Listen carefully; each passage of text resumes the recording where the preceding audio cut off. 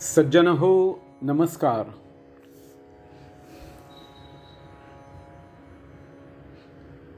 प्रभू श्रीरामांचं गुणवर्णन, गुणावलोकन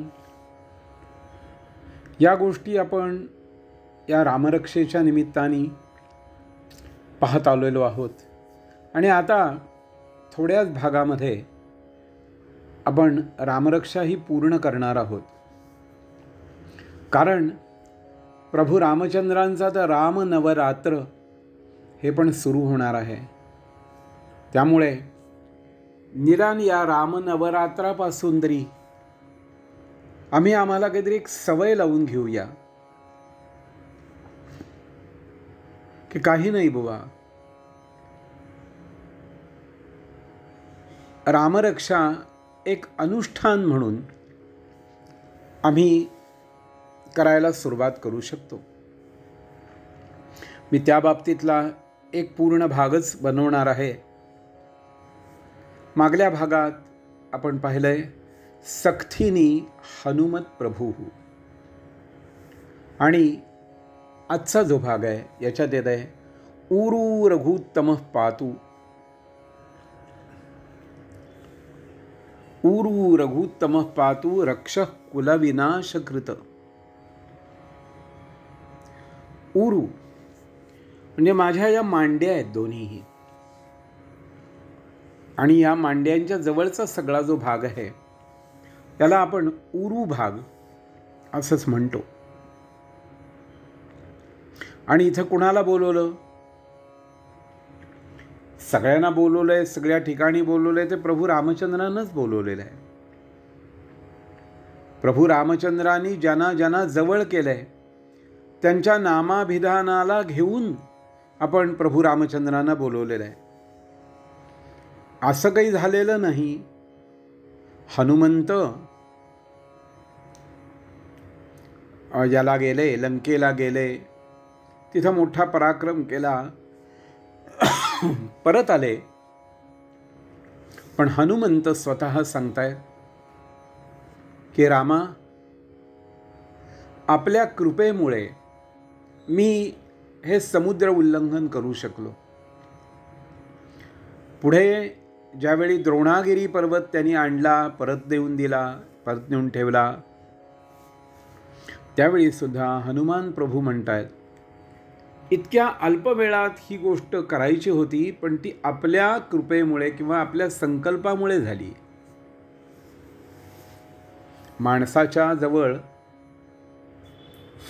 हा एक जो विनय म्हणतात ना, तो असणं आवश्यक आहे. आणि तो विनय सुद्धा आपल्याला रामरक्षेच्या पाठामुळे प्राप्त होऊ शकतो. हे स्तोत्र ज्यावेळी आपण म्हणू लागतो त्यावेळी आपल्यात काहीतरी बदल घडवणं हे अपेक्षित असतं. इथे ऊरू रघुत्तम पातू. रघुकुल ज्यांनी मोठं केलंय. एखाद्या घरामध्ये एखादं मूल असं येतं जन्माला की संपूर्ण त्या घराण्याचं नाव, त्याचा नावलौकिक ते इतका मोठा करून टाकतं. म्हणजे एक उदाहरण बघा की अशी अनेक नावं आडनावं आपल्याला माहिती आहेत. पण एक विनायक दामोदर सावरकर ही व्यक्ती आली, क्रांती, खूप मोठी क्रांती केली. त्या कारणे त्यांना तुरुंगातही जावं लागलं. सगळ्या गोष्टी झाल्या. पण आज सावरकर हे आडनाव कुठेही दिसलं तर पहिल्यांदा आठवण होते ते विनायक दामोदर सावरकरांची. टिळक या नुसत्या नावामुळे आपल्या डोळ्यापुढे संपूर्ण लोकमान्य टिळक पहिल्यांदा येतात. टिळक आडनावाची माणसं खूप असतील. भोसले आडनाव बघितलं तर आम्हाला शिवछत्रपती त्यांची आठवण होते. तशीच गोष्ट रघुकुल, वस्तुतः रघु हा कोण आहे? तर प्रभू रामचंद्रांचा तो पणजोबा आहे. रघु फार मोठा होता, अतिशय दानी होता, अतिशय पराक्रमी होता. भव्य दिव्य असा तो दिसायलाही होता आणि त्याचं कर्तृत्वही तसंच होतं. प्रभू रामचंद्रांच्या संपूर्ण या कुलामध्ये, रघुकुलामध्ये अनेक मोठे मोठे शूर योद्धे, पराक्रमी आणि तपस्वी आणि धर्माचरणाप्रमाणे चालणारे असे राजे होऊन गेले. त्यामुळे मग इथं माझ्या मांड्यांच्या ठिकाणी मी त्या रघुकुलभूषणाला का बोलावूया? काय कारण आहे? तर याकरता थोडासा आपण विचार करूया, महाभारताचा विचार करूया. महाभारतामध्ये पांडव सगळंच काही हरले आणि सगळं हरल्यानंतर दुर्दैवानी युधिष्ठिराने द्रौपदीला सुद्धा पणाला लावली आणि तेही हरले. आणि एक वस्त्रा रजस्वला असलेल्या द्रौपदीला दुःशासनाने तिच्या केशांना धरून ओढत ओढत भर सभेत आणलं.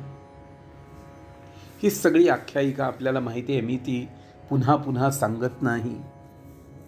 पण माणसाच्या शरीरामध्ये जो मद असतो, कामविकार असतो आणि मद असतो, तो जास्ती करून सर्वच प्राणीमात्रांच्या ठिकाणी, त्यांच्या मांडीच्या ठिकाणी हा सगळा जो आहे मद, कामरूपाचा मद, हा तिथं वावरत असतो. त्या द्रौपदीला त्यावेळी दुर्योधनाने आपल्या मांडीवर थाप मारून सांगितलं की माझ्या मांडीवर येऊन बस, तो आता दासी आहेस, आम्ही सांगू ते ऐकलं पाहिजे, असं तो दुर्योधन त्यावेळी म्हटलेला होता. थोडक्यात आज सुद्धा मदोन्मत्त जेव्हा माणसं होतात त्यावेळी त्यांना कोणत्याच गोष्टीचं भान राहत नाही आणि ते भान मांडीच्या ठिकाणी असावं. ऊरू रघुत्तम पातु. प्रभू रामचंद्र हे मर्यादा पुरुषोत्तम आहेत. जिथे राम आहे तिथे काम राहत नाही आणि जिथे काम आहे तिथे राम नसतो. म्हणून माझ्या शरीरात, या माझ्या उरू भागामध्ये हे भगवान प्रभू रामचंद्रा, तुम्ही येऊन थांबा, म्हणजे मला असला कुठला तरी मदोन्मत्तपणा किंवा उच्छृंखलपणा हा कधीच येणार नाही. ऊरू रघुत्तम पातु रक्षः कुलविनाशकृत. सज्जन हो, सध्या आपण ज्या एका विशिष्ट चक्रामधून चाललेले आहोत, ही प्रवचनं, कीर्तनं, या सगळ्या ज्या गोष्टी ऐकतात तरी कोण ऐकतात? तरुण लोक किती ऐकतात? ऐकणारे म्हातारेच जास्त असतात. आणि आमच्या शरीराचा हा जो भाग आहे, आमच्या मांड्या आहेत, आमचे गुडघे आहेत, आमचं संपूर्ण जे शरीर आहे, याला जर बल प्राप्त करून द्यायचं असेल, एक प्रकारचं रक्षण कवच जर द्यायचं असेल, तर रामरक्षेच्या रूपाने आपण ते देऊ शकतो. म्हणून मी या भागात एवढंच सांगतो की ऊरू रघुत्तम पातु रक्षः कुलविनाशकृत. पुढच्या भागात गुडघ्यांच्या ठिकाणी प्रभू रामचंद्र कोणत्या रूपात येत आहेत आपण पाहूया. धन्यवाद.